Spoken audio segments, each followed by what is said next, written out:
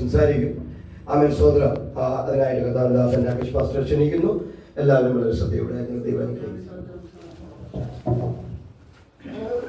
Price the Lord. അനുഗ്രഹിക്കപ്പെട്ട ഒരു സഭായോഗത്തിൽ പങ്കെടുക്കാൻ കർത്താവ് നൽകിയ കൃപയ്ക്കും സാവകാശനായ ദൈവത്തെ സ്തുതിക്കുന്നു, മഹത്വപ്പെടുന്നു. ഈ 2025 വർഷം ജൂൺ മാസം 8-ാം തീയതി ദൈവസന്നിധിയിലായിരിക്കാൻ കർത്താവ് നൽകിയ കൃപകൾക്കായ ദൈവത്തെ സ്തുതിക്കുന്നു, മഹത്വപ്പെടുന്നു. കടന്നു വന്ന എല്ലാ ദൈവമക്കൾക്കും യേശു ക്രിസ്തു നാമത്തിൽ സ്നേഹമന്ത്രം അറിയിക്കുന്നു. പ്രത്യേകമായി പുതുതായി ചാർജ് എടുത്ത കർത്താവ് ദാസനായി കുടുംബത്തിനായി സ്തോത്രം ചെയ്യുന്ന കർത്താവ് ധാരാളമായി അവരെ കർത്താവ് സഹായിക്കും, അനുഗ്രഹിക്കുകയും ചെയ്യട്ടെ. ദൈവത്തിൻ്റെ നിയോഗത്താൽ, ആത്മനിയോഗത്താൽ തങ്ങളെ അവരെ ഏൽപ്പിച്ചിരിക്കുന്ന ഇടയ ശുശ്രൂഷ കർത്താവിന് സമയം വരെ പൂർത്തിരിപ്പാൻ ദൈവാത്മാവ് അവരെ സഹായിക്കുകയും ബലപ്പെടുത്തുകയും ചെയ്യട്ടെ. കഴിഞ്ഞ വർഷം ബിനോഷ് പാസ്റ്റർ ഉള്ളപ്പോൾ ചില മാസങ്ങൾക്ക് മുമ്പ്, കഴിഞ്ഞ വർഷത്തെ കറക്റ്റ് മാസമേ ഓർക്കുന്നില്ല, എന്നാൽ ആ സമയത്താണ് ഞാനും എൻ്റെ ഭാര്യയ്ക്കും കടന്നു ഇട വന്നത്. സ്തോത്രം. ഇന്നും ഇവിടേക്കായിട്ട് വന്നതല്ല, അതുകൊണ്ട് വൈകിപ്പോയത്. സ്തോത്രം. പത്തനംതിട്ട IPC സഭയിൽ പോകാൻ വേണ്ടി അവിടെ ഒരു പാസ്റ്റർ കാണാൻ വേണ്ടിയായിട്ട് ഇറങ്ങി തിരിച്ചതാണ്. പക്ഷേ ഇറങ്ങി തിരിച്ച ശേഷമാണ് പാസ്റ്റർ പറഞ്ഞ് ഞങ്ങൾക്കിന്ന് വരാൻ സാധിക്കില്ലെന്ന്. അങ്ങനെ പെട്ടെന്ന് സഹോദരൻ്റെ മുഖം ഓർമ്മ വേറെ ഒന്നുകൊണ്ടല്ല, അല്ലെങ്കിൽ സാമ്പത്തിക വിഷയത്തിന് ഇടപാടൊന്നുമില്ല. സ്തോത്രം. താൻ എൻ്റെ നാട്ടിൽ ആലുവയിൽ യുലോസിൽ പഠിച്ച് എന്നൊരു കാരണത്താൽ പെട്ടെന്ന് ദൈവാത്മാവ് ഓർപ്പിച്ചു.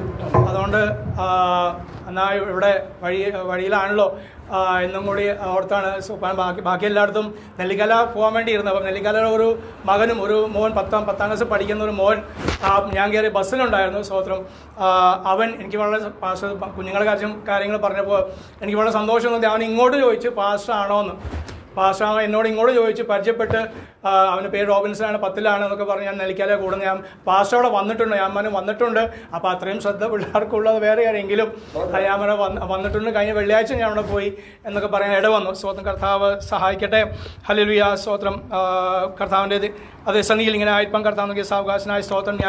എനിക്ക് അവിടെ പത്തനംതിട്ടയ്ക്ക് പോകാനുള്ളതുകൊണ്ട് എൻ്റെ ഭാര്യയെ തെക്കേമേൽ ഷാരോണിൽ ആക്കിയിട്ടാണ് ഞാൻ പോകുന്നത്. സ്തോത്രം. എന്തായാലും കർത്താവിൻ്റെ പ്രവൃത്തികൾക്കായ ദൈവത്തെ സ്തുതിക്കുന്നു, മഹത്വപ്പെടുന്നു. കേൾപ്പിച്ച സാക്ഷ്യങ്ങൾക്കായി സ്തോത്രം. പ്രത്യേകമായി വേർപാട് ദുഃഖികളായിരിക്കുന്ന കുടുംബത്തിനായി സ്തോത്രം ചെയ്യുന്ന കർത്താവരെ സഹായിക്കാൻ അനുഗ്രഹിക്കുകയും ചെയ്യട്ടെ. സഹോദരൻ ആ കാര്യം പറഞ്ഞപ്പോൾ സ്തോത്രം ഏത് രീതിയിലാണ്, വിശ്വാസിയാണോ അവിശ്വാസിയാണോ എനിക്കറിയില്ല, പക്ഷേ എന്നോട് എനിക്ക് വന്ന ഒരു കാര്യം സ്തോത്രം. ബാബുജീൻ പാസ്റ്റർ എപ്പോഴും പറയുന്ന കാര്യം, നമ്മൾ തമ്മിൽ രണ്ടുപേർ തമ്മിൽ മൂന്നാമത്തെ ആളെ കുറിച്ച് കുറ്റം പറയുമ്പോൾ, അവിശ്വാസി ആയിക്കോട്ടെ, പിന്മാറ്റക്കാരനായിക്കോട്ടെ, വിശ്വാസി ആയിക്കോട്ടെ, പാസ്റ്റർ ആയിക്കോട്ടെ, പക്ഷെ നമ്മൾ രണ്ടുപേര് അത് ഒരാളെ കുറിച്ച് കുറ്റം പറയുമ്പോൾ തന്നെ അവരുടെ ഹൃദയത്തിൽ പ്രവർത്തിക്കാൻ പരിശുദ്ധാത്മാവിന് സാധിക്കും. മനസ്സിലായില്ല? മാനസാന്തരപ്പെടുന്ന ആളാണെങ്കിൽ മാനസാന്തരപ്പെടും, യഥാസ്ഥാനപ്പെടുന്ന ആളാണെങ്കിൽ യഥാസ്ഥാനപ്പെടും. നമ്മളിവിടെ രണ്ടുപേരെ കുറ്റം പറയുമ്പോൾ അവരുടെ ഹൃദയത്തിൽ ദൈവത്തിന് പ്രവർത്തിക്കാൻ സാധിക്കുമല്ലോ. സ്തോത്രം. ആ സഹോദരി പോകുന്ന വഴിക്ക് രക്ഷിക്കപ്പെടോ, അല്ലെങ്കിൽ മാനസാന്തരപ്പെടോ, അല്ലെങ്കിൽ പെട്ടോ എന്ന് നമുക്കാർക്കും അറിയില്ല. സ്തോത്രം. ഉള്ളിലാത്ത ആള് സഹോദരൻ സ്വന്തം സഹോദരനെ സാക്ഷ്യം പറഞ്ഞെങ്കിലും അവിടെ എത്തുമ്പോൾ അറിയാം നമ്മളെക്കാട്ടും മേളിലാണോ എന്ന്. സ്തോത്രം.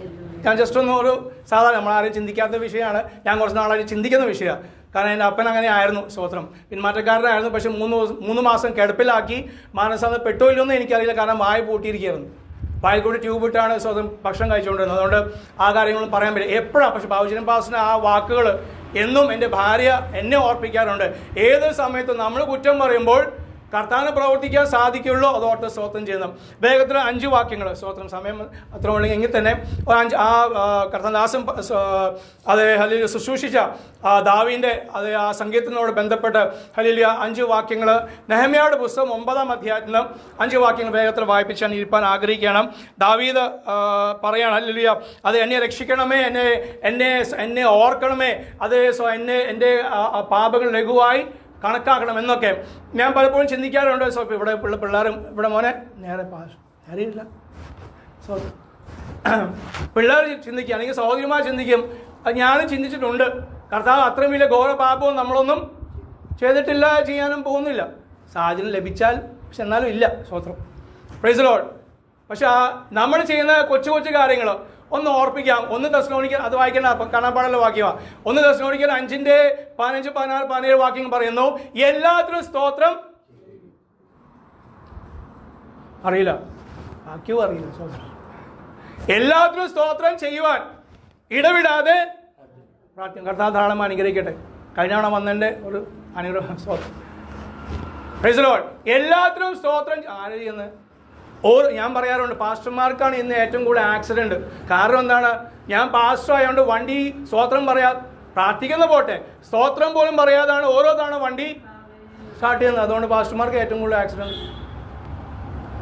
ബേനയോടെ പറയുന്നത് പാസ്റ്റർമാർക്ക് വേണ്ടി പ്രാർത്ഥിക്കുന്നുണ്ട്. അപ്പോൾ പിന്നെ വിശ്വാസിക്കാനും പറയണ്ടല്ലോ. വീട്ടിൽ നിന്ന് അല്ല വേണ്ട, ഭക്ഷണം കഴിക്കുമ്പോൾ ഇവിടെ മുകളിൽ സ്തോത്രം, ഭക്ഷണം കിട്ടുമ്പോൾ ഞാൻ പറയാം വെട്ടി വിഴുങ്ങും. കാരണം BBS പഠിപ്പിക്കാൻ അങ്ങനെ കുട്ടികൾ പറയുന്നത്. ഭക്ഷണം കിട്ടുമ്പോൾ, ബിരിയാണി കിട്ടുമ്പോൾ, ചോറ് കിട്ടുമ്പോൾ വെട്ടി വിഴുങ്ങും. ഒരു വാക്ക് സ്തോത്രം പറയോ പ്രാർത്ഥിക്കുക പോലും ചെയ്യാത്ത പെന്തക്കോസ്തുകാർ സ്തോത്രം. അപ്പം അതൊക്കെ നമ്മുടെ പാപം. ആ പാപത്തെ ഓർപ്പിക്കുന്ന ദൈവം ഉണ്ട്. അത് വാക്യമാണല്ലോ സ്തോത്രം. നെഹമ്യായുടെ പുസ്തകം 9-ാം അധ്യായം 13-ാം വാക്യം. നെഹമ്യാ പറയാണ്, നമുക്ക് വേണ്ടി വൻകാര്യങ്ങൾ ചെയ്തൊരു ദൈവം സ്വന്തം പുത്രനെ ആദരിക്കാതെ നമുക്ക് വേണ്ടി തന്നു.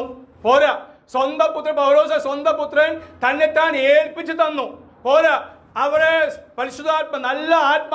നല്ല പരിശുദ്ധാത്മാവിനെ നമ്മുടെ ഉള്ളിൽ തന്നു.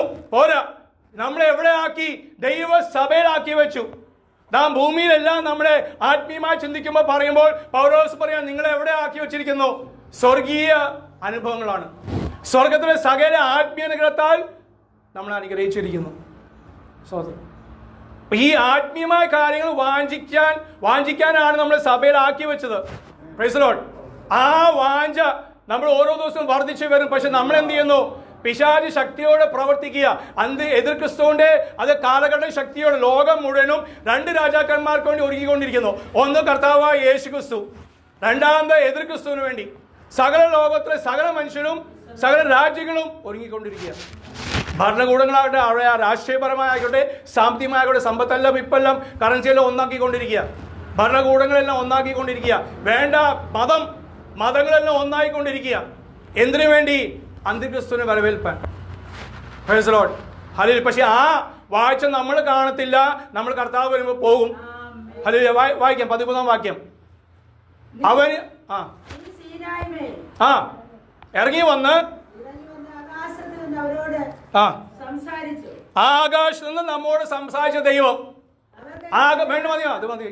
ആകാശത്ത് നിന്ന് നമ്മോട് സംസാരിച്ച ദൈവം ഇന്നും സംസാരിച്ചുകൊണ്ടിരിക്കുന്നു.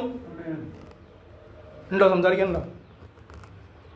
അവരോട് ഒന്നിച്ച് സംസാരിച്ചപ്പോൾ ദൈവം, ഞാൻ എൻ്റെ നല്ല ആത്മാ നിന്റെ ഉള്ളിൽ തന്നിരിക്കുന്ന എന്തിനു വേണ്ടിയാ? നിങ്ങളോട് ഓരോരുത്തരും വ്യക്തിപരമായി സംസാരിപ്പാൻ, മോനോട് ഒറ്റയ്ക്ക് സംസാരിപ്പാൻ, ആ മോനോട് ഒറ്റയ്ക്ക്, മോളോട്, മക്കളോട്, സഹോദരിമാർ, വാദ്യരുടെ മാതാപിതാക്കളോട്, എല്ലാവരോടും. പാസ്റ്റർമാർ ഞങ്ങളോട് മാത്രമല്ല ദൈവം സംസാരിക്കാൻ ആഗ്രഹിക്കുന്നത്. തൻ്റെ ജനത്തോട്, ഓരോ രക്ഷിക്കപ്പെട്ട ഓരോ വിശ്വാസിയും. 15-ാം വാക്യം.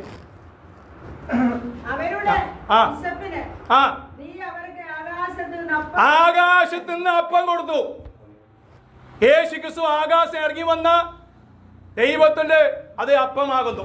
നമുക്ക് വേണ്ടി നുറുക്കപ്പെട്ടു, നമുക്ക് വേണ്ടി കഷ്ടപ്പെട്ടു, നമുക്ക് വേണ്ടിയാണ് കഷ്ടം അനുഭവിച്ചു. അവനെ തകർത്തെറിയുവാൻ യഹോവയ്ക്ക് ഇഷ്ടം തോന്നി എന്ന് അവിടെ യെശയ്യാപ്രവാചക പുസ്തകം നമ്മൾ വായിക്കുന്നു. അപ്പൊ ഒന്നും ഈ ഭൂമിയിലുള്ള ഒന്നല്ല നമുക്ക് തന്നത്. കാരണം ഇതൊരു നശിപ്പോവും അല്ലേ? ബിരിയാണി എത്ര കഴിച്ചാലും, പൊറോട്ട എടുത്ത് കഴിച്ചാലും പിന്നെ പോയി അവിടെ കളയല്ലേ? അത്രേ ഉള്ളൂ അതിൻ്റെ ആയുസ്. സ്തോത്രം. പക്ഷെ ആകാശം പ്രാപിച്ചത്, സ്വർഗത്തെ പ്രാപിച്ചത് നശിക്കാത്തതാ. വായിച്ച 20-ാം വാക്യം.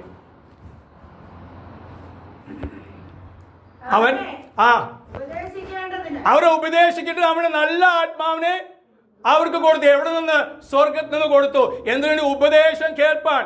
കാരണം ഈ ഉപദേശം നിത്യജീവൻ നൽകുന്ന ഉപദേശമാണ്. ഈ ഉപദേശം നമ്മളെ ജീവിപ്പിക്കുന്ന, ആശ്വാസം തരുന്ന, സൗഖ്യം തരുന്ന, പ്രത്യാശ നൽകുന്ന, അതേ ബലം കൽപ്പിക്കുന്ന ഉപദേശമാണ്. ഒരു കൂട്ടർക്ക് അത് കഠിനമാണ്. അത് അവരെ യേശുവോട് പറഞ്ഞല്ലോ, ഇത് കഠിന ഉപദേശമാണ്. ആർക്ക്? വായിച്ചില്ലേ? ഹലോ, ആദ്യമായിട്ടായിരിക്കും എന്നുണ്ടായത്. ഇത് കഠിന ഉപദേശമാണ്, പറ്റില്ല.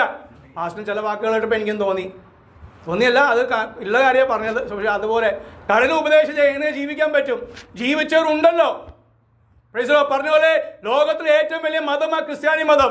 ഏറ്റവും കൂടുതൽ ജനസംഖ്യ ഉള്ള ഒരു മതമാണ് ക്രിസ്ത്യാനിത്വം. എവിടെ നിന്ന് പൊങ്ങി വന്നു? എവിടെ നിന്ന് വളർച്ച വന്നു? അതേ പീഡയിൽ നിന്നാണ്. കാരണം നായകൻ പീഡിപ്പിക്കപ്പെട്ടു. നായകൻ അതേ അവനെ ഹല്ലേലൂയ പകച്ചു. ആ നായകനെ പിൻപറ്റിയ സകലർക്കും പകയുണ്ട്, അത് നമുക്കെതിരായി പോരാട്ടമുണ്ട്, പക്ഷെ ജയം നമുക്കാ ഉള്ളത്. 23-ാം വാക്യം വായിക്കുന്നത്, അവൻ അവരുടെ മക്കളെ ആകാശത്തിലെ അത് നക്ഷത്രങ്ങളെ പോലെ വർദ്ധിപ്പിച്ചു. Price the Lord. ആകാശത്തിൽ നക്ഷത്രം പോലെ വർദ്ധിപ്പിക്കുവാൻ കർത്താവിന് മാത്രമേ സാധിക്കുള്ളൂ. അത് അബ്രഹാമിനോട് പറഞ്ഞ ആ വാഗ്ദത്തം അബ്രഹാം കണ്ടിട്ടില്ല കേട്ടോ. സ്തോത്രം. നമ്മൾ എന്തൊക്കെ വാഗ്ദത്തം പ്രാപിച്ചെന്ന് പറഞ്ഞാലും അബ്രഹാമിന്റെ അടുത്തൊന്നും വരില്ല. കാരണം അബ്രഹാം അതൊന്നും കണ്ടില്ല. കാണാതെ വിശ്വസിച്ചു. 3-ാം തലമുറ വരെ കണ്ടുള്ളൂ. പക്ഷെ എന്ത് പറഞ്ഞു? ഒരു രാജ്യമാക്കുന്ന പറഞ്ഞ ആളോട് അതൊന്നും കണ്ടേയില്ല. 3-ാം തലമുറയിൽ അത് ആകെ 4 മക്കളെ കണ്ടുള്ളൂ. എന്നിട്ട് അവർ വിശ്വസിച്ചു. വീടില്ല, കൂടില്ല, ഒന്നുമില്ല. സ്വത്രം. സഭാവള വേണം, ഒന്നും കൂടി പറയട്ടെ, സഭാവള വേണം. പക്ഷെ നമ്മളിവിടെ നിന്ന് ഇത്രയും നമുക്ക് വാടകകൾ ഉണ്ടല്ലോ. നോർത്ത് ഇന്ത്യയിൽ പണിത് പൈസ മുടക്കി പണിതിട്ട് പൊളിച്ചുകൊണ്ടിരിക്കുക RSSകാരും BJPക്കാരും.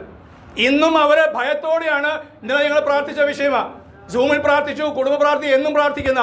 എല്ലാ ഞായറാഴ്ചയും സഭായോഗം നടക്കുമ്പോൾ കയറി വന്ന് പൊളിക്കുകയാണ്, ഇടിച്ചു പൊളിക്കുകയാണ്, കേസെടുക്കുകയാണ്. അവർ ലക്ഷങ്ങളും മുടക്കിയ. 5-ാം വാക്യം കൂടി, 5-ാം കാര്യം 27-ാം വാക്യം.